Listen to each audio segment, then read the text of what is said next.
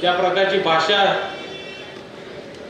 आमच्या विरोधकांकडून या लागल्या त्याच्याबद्दल मी काही दिवस झाले बोलायला लागलो। काही दिवसांपूर्वी माझ्याबद्दल त्यांची भाषा आणि त्यांची भाषा बोलायची पायरी घसरलेली, त्याच्यानंतर त्यांचं धाडस आणि वाढले। पीएन साहेबांबद्दल पण चुकीच्या भाषेत त्यांचे उल्लेख व्हायला लागले। गेल्या काही दिवसांमध्ये बंटी साहेबांबद्दल पण ते बोलायला लागले। एकंदरीत त्यांच्या पापाचा घडा आता भरत आलाय।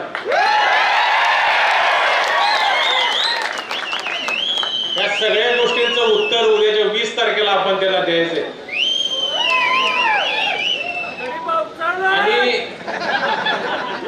तुमच्या सगळ्यांच्या साक्षीने तुमच्या सगळ्यांच्या आशीर्वादाने मला हे माहिती आहे की खरं तर या तिन्ही तालुक्यामधनं उद्याच्या 23 तारखेला जे मताधिक्य असणार ते सगळ्यात जास्त ह्या पन्हाळा तालुक्यातनंच असणार।